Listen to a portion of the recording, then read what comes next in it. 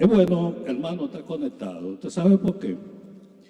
Porque cuando uno está conectado, todo lo que recibe, todo lo que pues funciona mucho mejor. Uno está en mejor posición. Por ejemplo, si el Señor tira algo fuerte, es mejor si usted está conectado, usted lo recibe en el Espíritu. Pero si no está conectado, se lo encuentra muy fuerte y entonces va a ser más difícil, mucho más duro para usted porque no lo agarró en el Espíritu. Amén, pero le voy a decir algo mucho más práctico. Había un señor que venía de la calle, venía con mucho calor. Dice, eso sí, pero cuando yo me ponga debajo de mi abanico, usted verá, este calor se va a ir. ¿Qué pasa? Cuando él prendió el abanico, no funcionó. Y le dio más, porque creía que había un falso contacto. Y no funcionó. Y esa pequeña prueba le duplicó el calor. Cuando va a la fuente, a la conexión eléctrica, no estaba conectado. Lo que pasaba era que no estaba conectado. Sansón creía que estaba conectado también. Y en una trifulca con los filisteos, perdió la vista porque él creía que estaba conectado y no estaba conectado. Porque aunque Dios le había dicho de muchísimas maneras que no se ligara, pero él tenía un amor especial por los filisteos, principalmente por la Filistea. Y eso lo llevaba a desobedecer a Dios. Entonces, eso fue lo que pasó. Vamos a comenzar este servicio con una pregunta. ¿Qué es para ustedes algo normal? La palabra normal, ¿qué es para ustedes? Si alguien me podría decir. Si no, seguimos.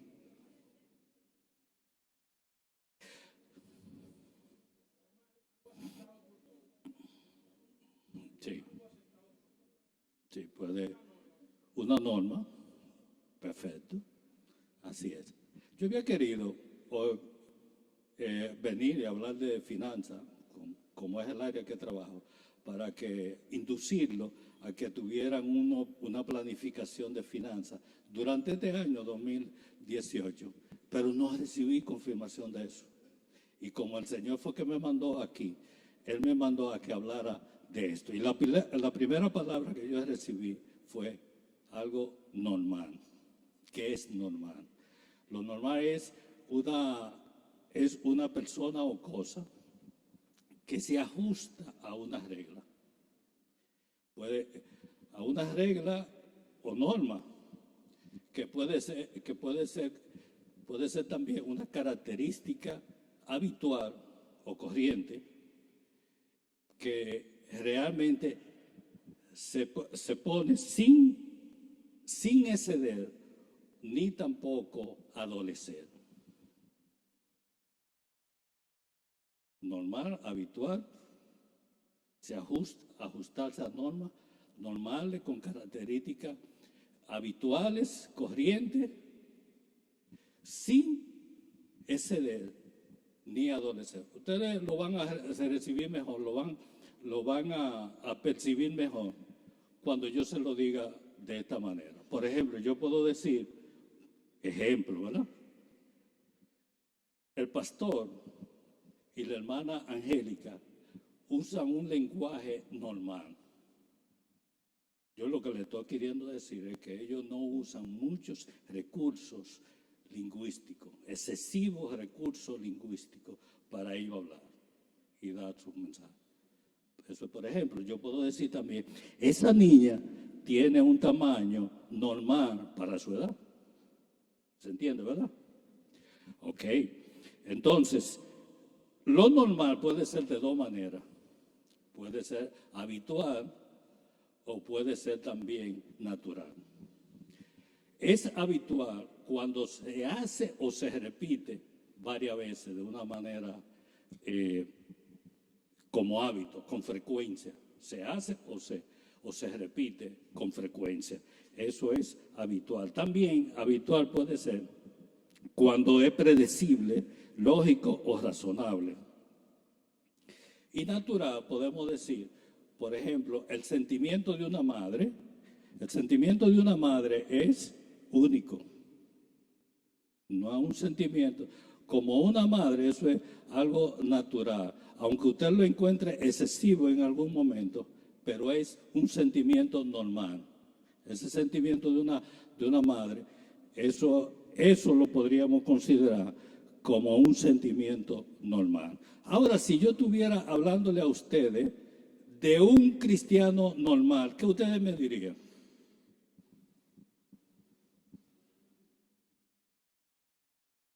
El cristiano normal es aquel que se ajusta, que obedece, que se ajusta a los mandamientos, a los mandatos de Dios. Se ajusta a esas reglas, ¿verdad?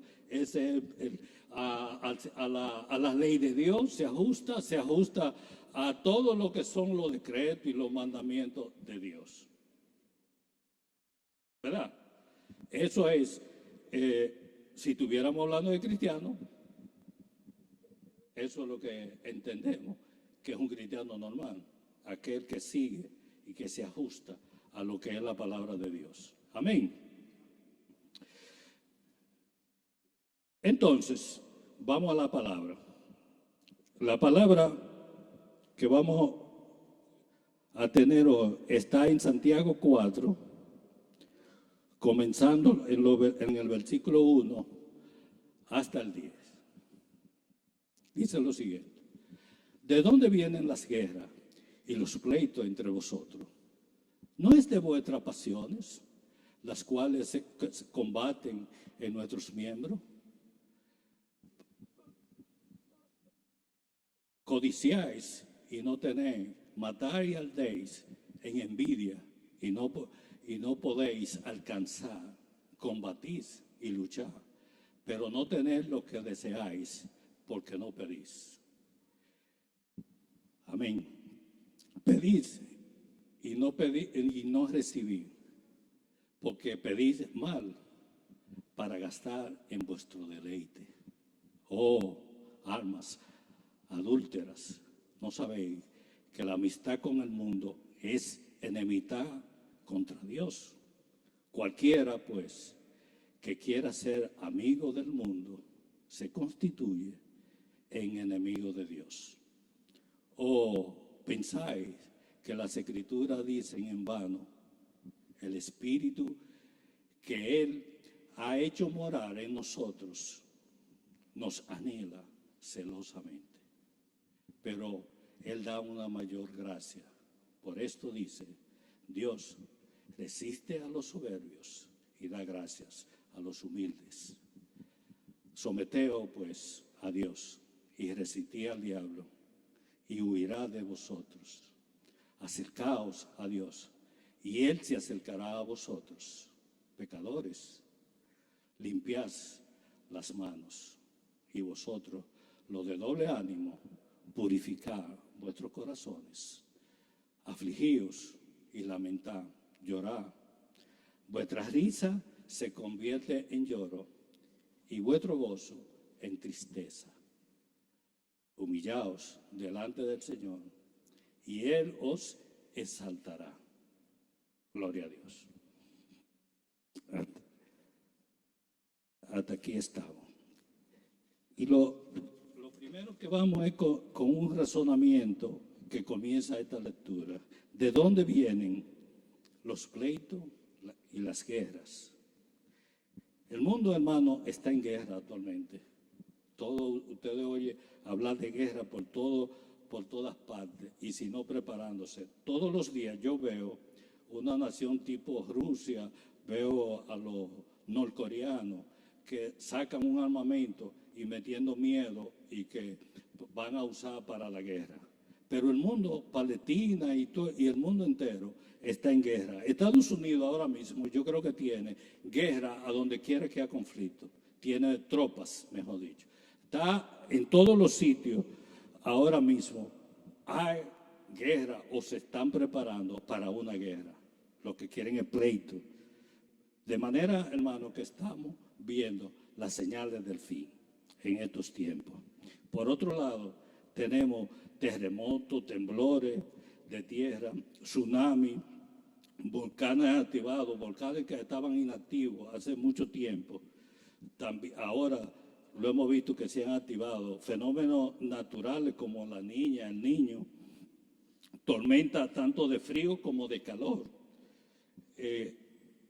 De todo eso, la naturaleza, la creación nos está hablando y verdaderamente la creación está gimiendo como dolores de parto, manifestándose en cada una de estas cosas que estamos viendo. Pero qué decir de nuestra casa. En nuestras casas lo que hay feminicidio, suicidio de personas que se suicidan. También, la mayoría de las veces, los hijos contra los padres y los padres contra los hijos. Eso lo estamos viendo. Y los pleitos que no llegan a tanto, pero que también se dan en las mejores familias. Pero todo esto viene, hermano, por nuestras pasiones. Son nuestras pasiones las cuales combaten en nuestros miembros. Aún en nuestros cuerpos se mantiene en lucha, combatiendo entre sí. ¿Qué le quiero decir? Las naciones comienza por las naciones, que se quieren pelear nación contra nación. Nosotros en nuestros hogares, o sea, en la sociedad, compuesto por cada uno de nuestros hogares, también nos estamos despedazando, estamos en pleito. Pero aún cuando llegamos a nuestros miembros, también nuestros miembros funcionan y también están en combate, en lucha uno con otro. Estoy hablando de nuestro cuerpo, del mío y de ustedes. Nosotros como iglesia en sí, que estamos llamados a ser un cuerpo, también estamos en lucha uno con otro, los unos con los otros. Amén. Por nuestras pasiones. Por eso el apóstol Pablo dijo en la carta a los Romanos, nos dice, capítulo 7, del 21 al 25, nos dice lo siguiente: así que, queriendo yo hacer el bien, hallo la ley, que el mal está en mí. Porque según el hombre interior, me deleito en la ley de Dios. Pero veo otra ley en mis miembros que rebala contra la ley de mi mente y que lleva cautiva a la ley y me lleva cautivo a la ley del pecado que está en mí, en mis miembros. Miserable de mí, dice el apóstol. ¿Quién me librará de este cuerpo de muerte? Gracias a Dios por Jesucristo nuestro Señor. Así que yo mismo con la mente sirvo a la ley de Dios, más con la carne a la ley del pecado. O sea, una lucha entre nosotros mismos, entre nuestro propio cuerpo. Y todo esto es por la pasión, las pasiones que hay en cada uno de nosotros. Las pasiones nos llevan a tener orgullo. Las pasiones nos llevan a codiciar, como lo vimos. Y aunque codiciemos y envidiemos, andemos en envidia, no alcanzamos y combatimos y luchamos, pero no llegamos a tener lo que verdaderamente deseamos tener. O sea, es una lucha que no vemos los resultados, porque cuando uno siente orgullo, todo el que siente orgullo es porque se cree superior al otro, a los demás. Pero también la codicia es mala. ¿Y qué ustedes creen de orgullo, de codicia y de envidia? ¿Qué ustedes creen que lo da esto? Lo dan las pasiones, pero eso existe en un cristiano normal. No existe, ¿verdad? Pero nuestras pasiones es una lucha que tenemos que librar siempre. La pasión que tenemos hay una pasión que llevamos o que tenemos por las cosas principalmente del mundo. Los pleitos nacen de vuestra naturaleza caída, hermano. Todo lo que está pasando en el mundo se debe a el pecado cuando entró a la tierra cuando el hombre cayó, pero aún no ha creado todo esto, aunque usted no lo crea, hermano, se trata de algo espiritual. Todo lo que estamos viendo, aún lo que está pasando en la naturaleza, los fenómenos, todo se debe a nuestra naturaleza caída y a un problema espiritual. Aunque no lo crea, todo lo que el hombre ha hecho con la naturaleza ha estado provocando todos esos fenómenos que yo anteriormente mencionaba. Y todo lo que existe hoy en día, cuando se hacía la voluntad de Dios, tanto en el cielo como en la tierra, no existía nada de eso. El hombre hablaba, Dios bajaba y hablaba, Adán, esto, y hablaba, el hombre hablaba con Dios de cara a cara. Sí, Marco. Pero no existía eso. Hasta la fiera, cuando el hombre estaba en comunión con Dios, hasta la fiera que hoy conocemos, estaban bajo su dominio. No pasó nada con ningún animal que hoy lo vemos, que nosotros le tenemos miedo y que nos pueden matar, nos agreden. Nada de eso pasó en el jardín del Edén, porque el hombre estaba en autoridad sobre todo lo creado por Dios. Amén. Entonces, esa es una realidad que hoy tenemos que nosotros combatir. Nuestras pasiones son las que nos llevan, no entran a discusiones que no nos llevan a ningún lado, a discusiones estériles, y de ahí es que vienen los pleitos, viene la guerra y viene todo, dependiendo la magnitud. Pero dice esta palabra que nosotros no tenemos, si deseamos paz, no la tenemos, no tenemos la paz, no tenemos lo que tenemos, porque no pedimos. Porque no pedimos. Entonces, aunque andemos en codicia y en envidia, no alcanzamos a tener lo que queremos, y aunque combatimos y luchemos, aunque no nos quedemos parados, pues no lo logramos alcanzar. Pero es porque no pedimos, dice esta palabra que acabamos de leer. Se nos hace imposible. Pero normalmente cuando nosotros logramos pedir, no pedimos lo que necesitamos. Pero si pidiéramos lo que necesitáramos, nosotros tenemos la seguridad de parte de Dios de que Él nos dará lo que nosotros le pidamos. Hay una seguridad de parte de Dios. Y eso nosotros tenemos que estar seguros y estar confiados en que así va a ser. Que Dios nos va a dar lo que nosotros necesitamos. Dice la palabra en Primera de Juan 3:22. Y cualquiera cosa que pidiera, la recibiremos de Él, porque, la recibiremos de Él, porque guardamos sus mandamientos y hacemos las cosas que son agradables para Él. ¡Wow! La vamos a tener, pero analicémonos. ¿Estamos haciendo esto? ¿Estamos guardando los mandamientos, hermano?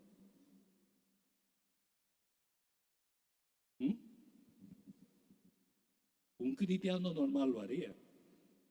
Guardar los mandamientos, como dice aquí, guardar los mandamientos y pedir las cosas, aparte de la necesidad, las cosas que le agradarían a Dios. Amén. Eso no es, o sea, que tenemos una condición. Si pedimos mal, porque pedimos para nuestros deleites, para gastar en lo que nos gusta, en las cosas del mundo. La forma sabia, donde hay sabiduría para nosotros pedir, es de acuerdo a lo que es la voluntad de Dios. Ustedes saben, hermano, que hay dos tipos de sabiduría. Hay una sabiduría celestial y hay una sabiduría terrenal. A la celestial se le llama también sabiduría de Dios.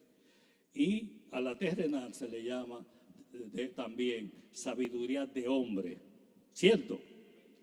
Entonces, hay dos tipos de sabiduría. Nosotros tenemos que ser sabios cuando pedimos. Amén. Y pedir de acuerdo a lo que sería la voluntad de Dios. pero estas dos sabidurías, ambas, pertenecen a dos grupos diferentes. Yo entiendo que los que estamos aquí tenemos la sabiduría de Dios. Amén. Porque somos cristianos normales. Entonces, lo que dice la palabra, o sea, la sabiduría celestial es la que produce una atmósfera de paz, la cual crecerá la semilla de la justicia. Crecerá, ¿verdad?, la semilla de justicia en eso. Y Santiago 3:8 afirma, dice, y el fruto de justicia se siembra en paz para aquellos que hacen la paz, mientras la sabiduría terrenal da lugar a una perenne lucha interpersonal, o sea, lucha de relación interpersonal, de relación de nosotros con los demás. Amén. La causa reside en la naturaleza conflictiva y egoísta que tenemos. Amén. Pero todo esto es un asunto a tratar. Dice la palabra, y es algo tampoco que cabe entre un cristiano normal, o almas adúlteras. Esto no es un término entre matrimonio, un adulterio de matrimonio, lo que se está refiriendo aquí, sino es un término que se usaba en el Antiguo Testamento para referirse a aquellos que rompían sus promesas de amor y de servicio a Dios para seguir a ídolos.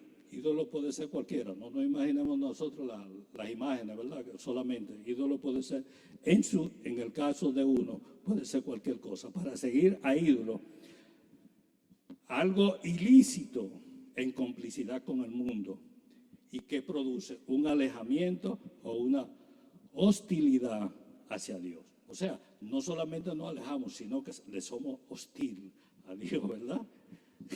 Pero no obstante eso, Dios recibirá al adúltero espiritual, ¿verdad?, que regrese humildemente para someterse a Dios y no al diablo. ¿O no sabéis que la amistad con el mundo es enemistad contra Dios? Cualquiera, pues, que quiera ser amigo del mundo se constituye enemigo de Dios.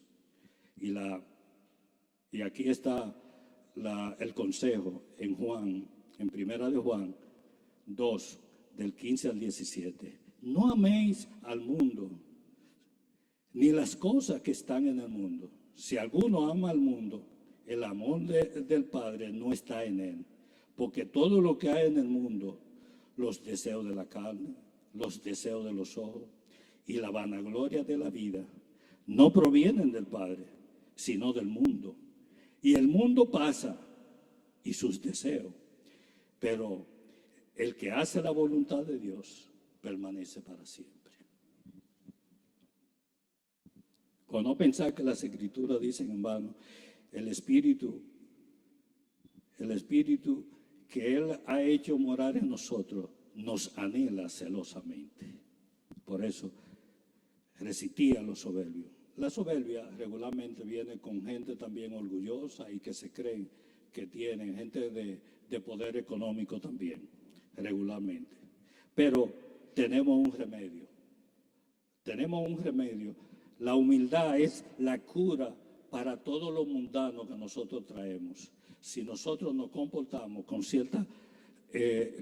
humildad, venimos al Señor, venimos delante de Él, pues vamos a tener la cura de todo esto, de todo lo que nos pasa.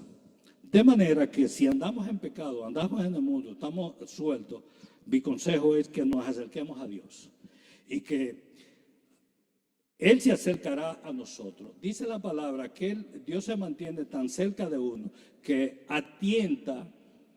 atentando, lo podemos encontrar. De manera que podemos ver lo cerca que Él se mantiene. Venimos con humildad delante de Él y acerquémonos, pero acerquémonos para someternos a Él, a obedecerlo y para resistir al diablo en todo lo que él nos enfrente. Y de seguro que él huirá de nosotros, de cada uno del que lo haga. Dice la palabra en Jeremías 17:7. Bendito el varón que confía en Jehová y cuya confianza es Jehová. De manera que mi consejo es que vengamos humillados delante de su presencia, delante de la presencia del Señor, para que nosotros encontremos la cura de todo lo mundano que podamos, de todo lo del mundo que venimos arrastrando. Podemos venir, si venimos humillados, o sea, arrepentidos, con un corazón contrito y humillado, pues vamos a recibir del Señor la salvación que nosotros necesitamos. Amén. Humillado delante del Señor, porque todos los que se han humillado delante del Señor han hecho lo siguiente, y está en Gálatas 5, del 24 al 26. Y los que son de Cristo ya han crucificado la naturaleza del hombre pecador junto con sus pasiones y los malos deseos. Si ahora vivimos por el Espíritu, dejemos también que el Espíritu nos guíe.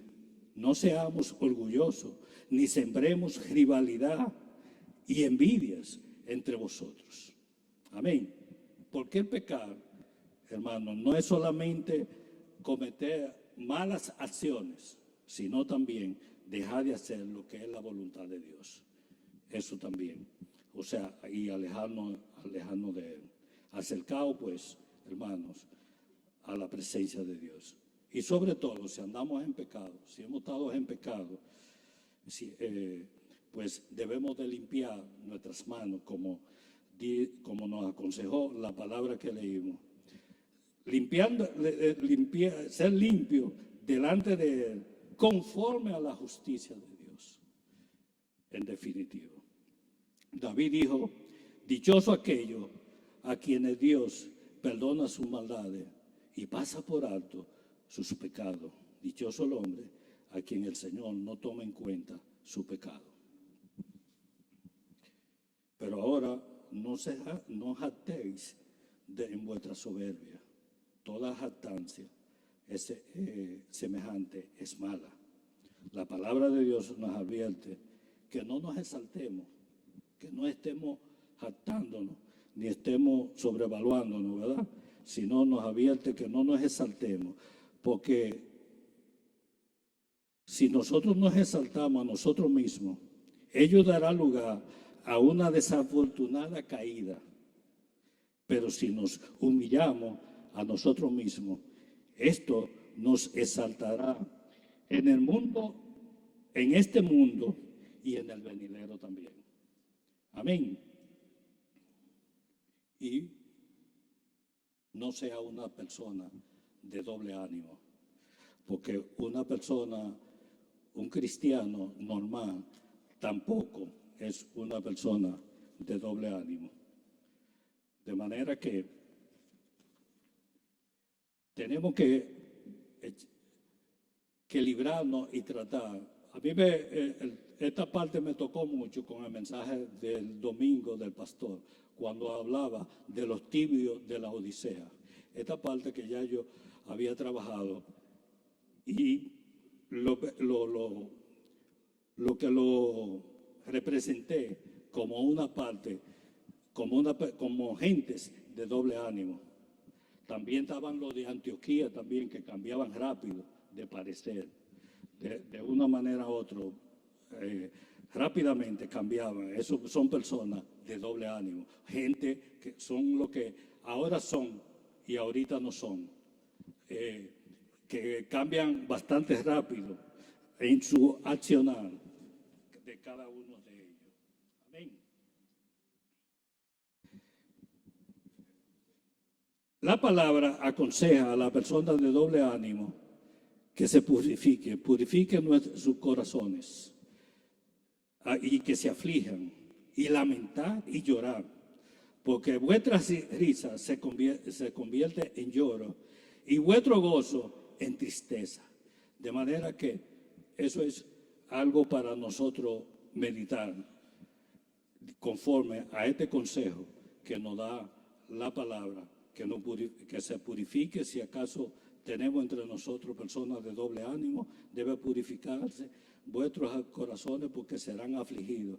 Y aún lo que parezca ser risa y contentura, felicidad, se va a convertir también en lloro.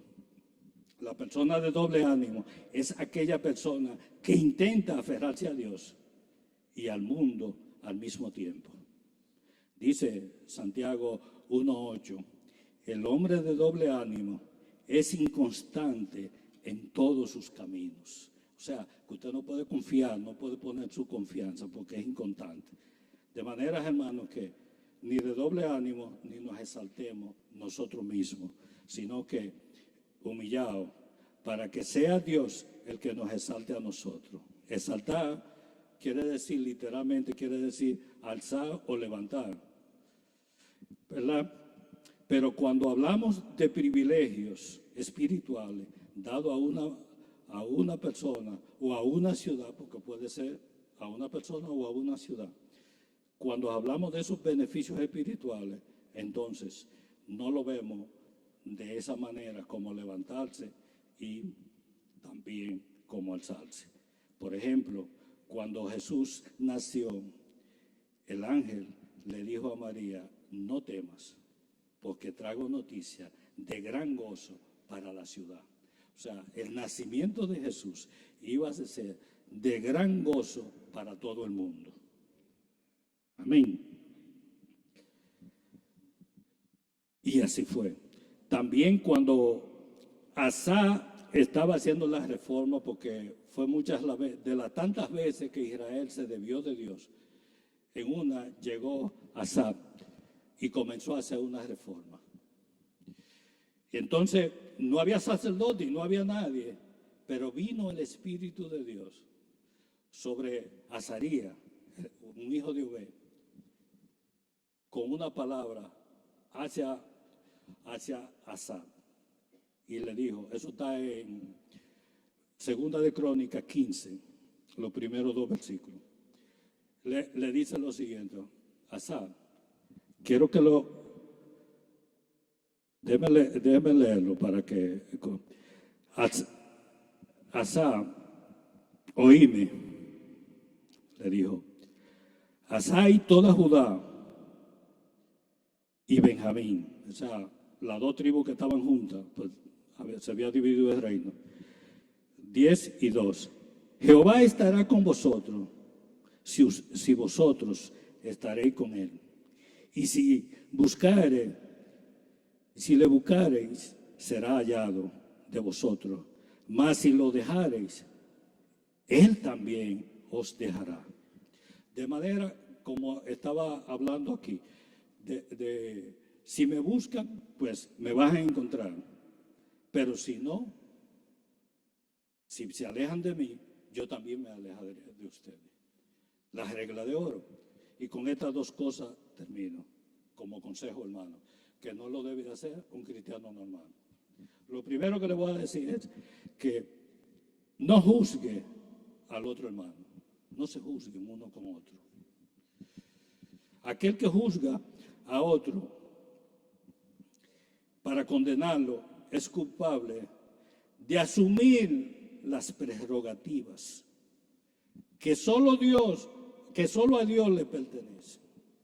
Solamente le pertenecen a Dios. Cuando murmuramos a un hermano, no lo vamos a murmurar, porque eso, nosotros lo que estamos haciendo es convirtiéndonos en juez de ese hermano. Por eso, no murmuréis a un hermano de ninguna manera. ¿Qué es una murmuración? Yo puedo hablar, decir cualquier cosa del hermano Guillermo sin él estar. Ahora, cuando yo lo estoy murmurando, cuando yo eso que dije a espalda de él, No lo digo delante de su presencia. No lo puedo decir. No se lo digo a él de frente. Eso se constituye entonces en una murmuración. ¿Me entendieron, hermano? Amén. ¿Se entiende? Y por último, no haga planes sin consultar a Dios.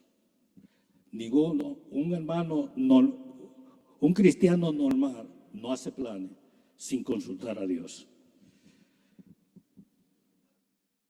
Y es lo que vimos ahí como jactarse, gloriarse, que dice en la Biblia que nosotros tenemos. Es esto.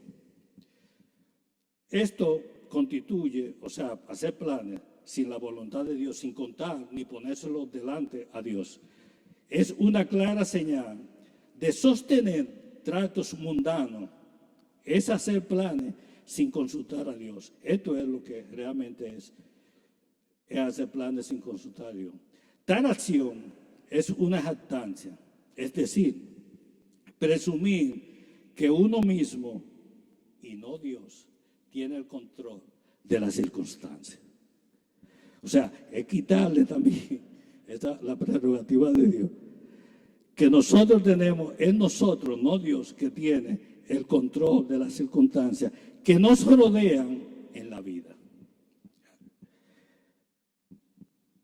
De manera que nosotros lo primero que debemos de hacer es tratar de todo lo que pensamos, todo lo que es nuestro plan, y miren que estamos comenzando el año, todo lo que son nuestros planes, ponerlo delante de Dios en oración.